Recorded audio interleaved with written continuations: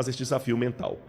Estude, não seja apenas um historiador, seja um intérprete da história e uma testemunha dela enquanto ela está acontecendo. E a partir disso, tenha também a visão a longo prazo. Vamos voltar à ilustração do livro e do filme. Uma vez um garotinho, eu contei essa história aqui inclusive, já que estamos recapitulando, eu contei essa ilustração aqui e vou contar de novo. O menininho estava lendo um gibi, o Avengers, qualquer coisa lá, né? Como é que fica o Avengers em português? Vingadores. Não, em português de Portugal, agora eu não sei. Né? Os Vingativos. Os Vingativos.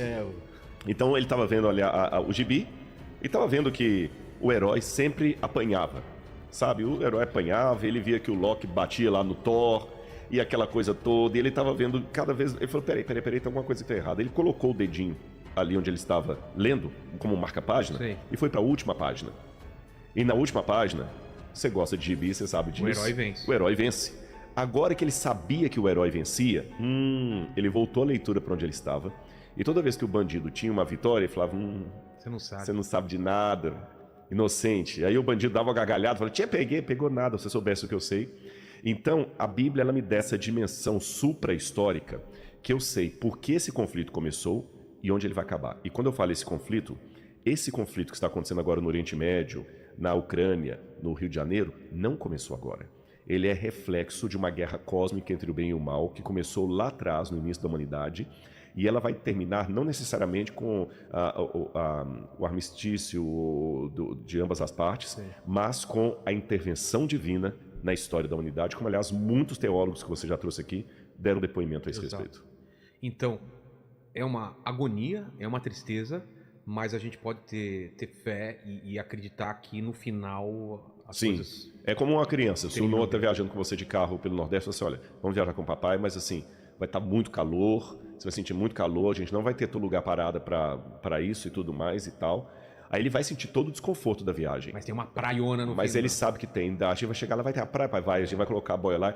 Então o Noah, ele não deixa de sentir o desconforto da viagem, mas ele confia no pai dele que está no volante. Exato. E Jesus tem uma passagem aqui em Lucas, capítulo 21, versículo 26, que ele diz o seguinte: haverá pessoas que desmaiarão de terror pela expectativa das coisas que sobrevirão ao mundo, pois até os poderes do céu serão abalados. Ora, quando essas coisas começarem a acontecer, levantem-se e fiquem de cabeça erguida, porque a redenção de vocês está cada vez mais próxima. Eu li Lucas capítulo 21, versos 26 e 28. Então, Jesus mostrou que haverá o terror, o medo, o pânico, mas ao mesmo tempo, vamos respirar porque a redenção se aproxima. E tem muitos sinais que são difíceis de a gente entender, muita figura de linguagem no Apocalipse, mas como que a gente deixa o coração tranquilo de putz, se eu for enganado, e se eu seguir o anticristo e a marca da besta, cria uma certa tensão, mas como que a gente pode ficar tranquilo e saber que a gente está na direção certa? Qual é a tranquilidade que a gente tem para não cair na lábia de falsos profetas ou de, sei lá? Eu só tenho uma resposta para dar para você, ela tem que ser adenominacional. O que é isso? Ela não pode ser uma resposta baseada na igreja que eu sigo. Ah, tá. Porque senão... Só os que seguem a minha linha que vão ser salvos. Exato. A minha resposta é o seguinte, que você tenha uma ligação com Deus tão genuína, tão real e tão honesta e tão sincera, que ninguém possa pensar o contrário. E essa ligação sua com Deus, ela vai ser destacada por dois princípios que Jesus colocou. Você vai amar a Deus sobre todas as coisas e vai amar o seu semelhante como a si mesmo. Se você tiver essas duas dimensões, de amar a Deus sobre todas as coisas e o próximo como a si mesmo, todas as promessas bíblicas de proteção vão cumprir com você. Por exemplo, o que vem a mim de modo nenhum o lançarei fora. Mesmo que você esteja enganado, Cristo vai no momento certo te revelar. Haverá situações que ele não vai... Olha aqui, eu vou falar uma coisa meio paradoxal. Pela história bíblica, haverá momentos que Jesus não te tirará do ambiente errado. Como assim? Porque às vezes você não está preparado para ser ele. Vou te dar um exemplo. Você vai estar num lugar errado. Errado, e ele não vai te tirar de imediato de lá. Vou dar um exemplo para você. Houve um endemoniado de Gadara. O camarada era endemoniado. Ele vivia no meio dos pagãos. Ele vivia no meio... Gadara era uma cidade, não era uma cidade de judeus, era uma cidade... Não é que existiam porcos ali. Quando Jesus expulsa o demônio do menino, ele falou assim, deixa eu te seguir lá na Galileia. Ele falou assim, não, fica aqui e testemunhe para os seus. Ora, o menino não virou cristão, porque o cristianismo ainda não estava... E nem se tornou judeu. E Jesus não relativizava. Jesus não era do tipo que todo caminho leva a Deus, não. Ele falou que era ele. E quando ele conversou com a mulher samaritana, ele deixou bem claro. A mulher falou o seguinte, olha, vocês judeus falam que tem que adorar em Jerusalém, mas nossos pais adoraram aqui. Ele falou assim, olha, calma, fica na sua, porque a salvação vem dos judeus. Ou seja, ele não deixou barato no meio. Ele falou para ela, a salvação vem dos judeus.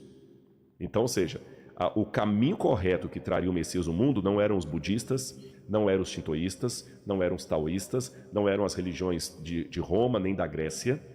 O caminho da salvação vai vir de Israel. Ponto. Isso eu não negocio. Porém, chegará o tempo em que os verdadeiros adoradores adorarão ao Pai em espírito e em verdade. Eu ainda tenho muitas ovelhas que não são desse aprisco. A mim convém conduzi-las. Mas chegará o dia em que haverá um só rebanho e um só pastor. Agora eu vou colocar o entre linhas ali. Até que esse dia chegue, haverá ovelhas que não são desse aprisco. E qual que é esse aprisco? O povo de Deus. O povo de Deus que eu digo de maneira doutrinária. Até que haja um só rebanho e um só pastor, haverá ovelhas que não são desse aprisco, mas pertencem ao bom pastor. É nesse contexto que eu compreendo por que ele não fez o endemoniado. Não, agora que eu tirei o demônio de você vai virar judeu. Não. Você vai circuncidar, você vai guardar o Shabat, você vai deixar de comer carne de porco. Fica aí, prega para os seus, fica aí. Então, hoje, por isso que eu falo que a gente tem que deixar Deus ser Deus. Eu tenho que ter uma convicção do que eu sou para não ser hipócrita. Por que eu sou adventista do sétimo dia e não testemunho de Jeová? Eu tenho que ter uma razão doutrinária. Senão eu vou ser hipócrita. Sim. Tá certo? Ou então você vaquinha de presente, você gado. Eu estou lá porque estou.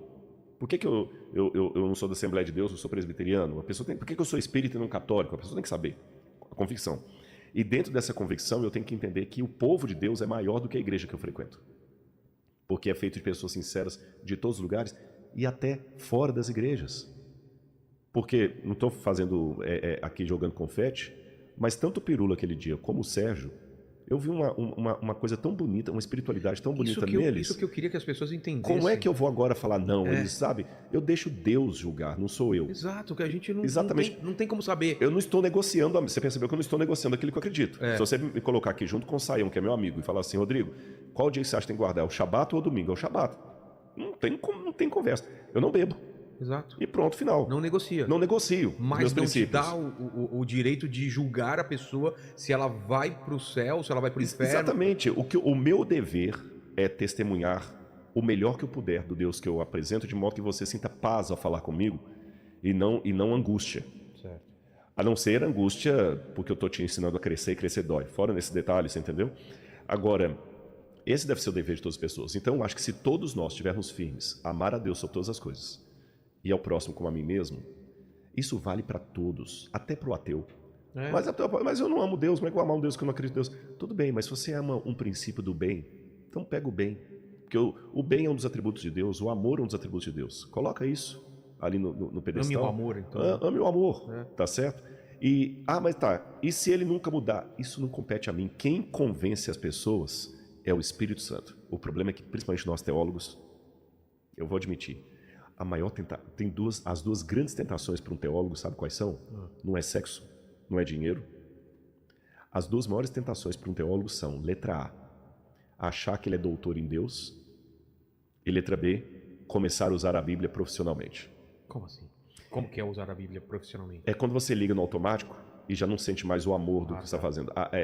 Você conhece tanto a Bíblia que é fácil você pegar uma passagem para qualquer coisa. E vai no automático. Uma vez um pastor Alejandro Bullion, um homem muito... Você vê que tudo isso é fugaz, que a juventude vai te abandonar e os valores que ficam você não os tem porque não os cultivou.